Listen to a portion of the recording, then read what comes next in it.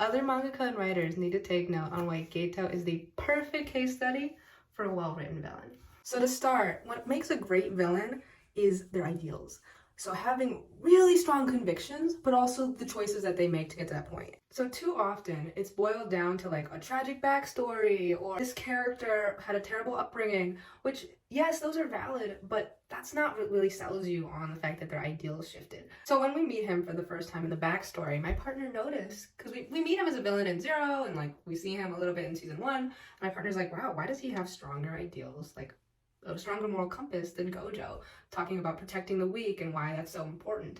And that's what starts the ball of like why he's amazing as a villain, because he already naturally has a very strong idea, coupled with the fact that his ability, he talks about it over and over, when he has to eat a curse, it makes it feel like he's eating something disgusting. So he already feels like a martyr as he's doing his service. To have to go through something stressful and self-sacrificing, you need to have a strong enough conviction to make it seem like it's worthwhile. And so now the domino effect begins, right? He's like, okay, we have to protect the weak. Well, we just saw that the weak killed the star vessel. They also all smiled and clapped. And then, after that, Gojo is split off to do separate missions from him. So in his experience thus far of that the weak are worth protecting, the weak show a very ugly side to themselves.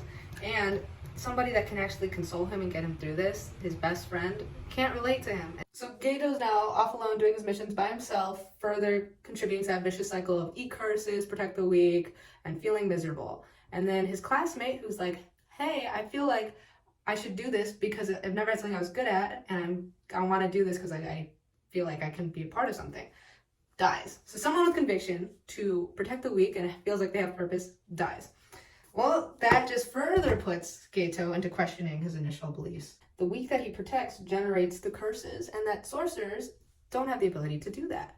And so the lady was talking about a world where they could figure out a way to prevent that from happening, but you could also have a world that he pitches, what if it was all sorcerers? And she's like, that is another way to do it.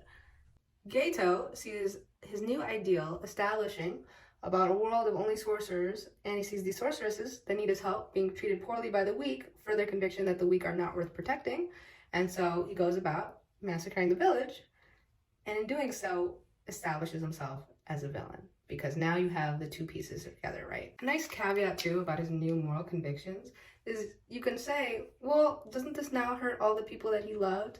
Gojo, his teacher, all of the students that he was raised with? No, because his new moral belief has room to believe that by creating a world of sorcerers only, he's also doing it for them. He's protecting them in the long run, so that they don't have to risk their lives, so that they don't have to deal with curses, so that they don't have to put themselves on the line.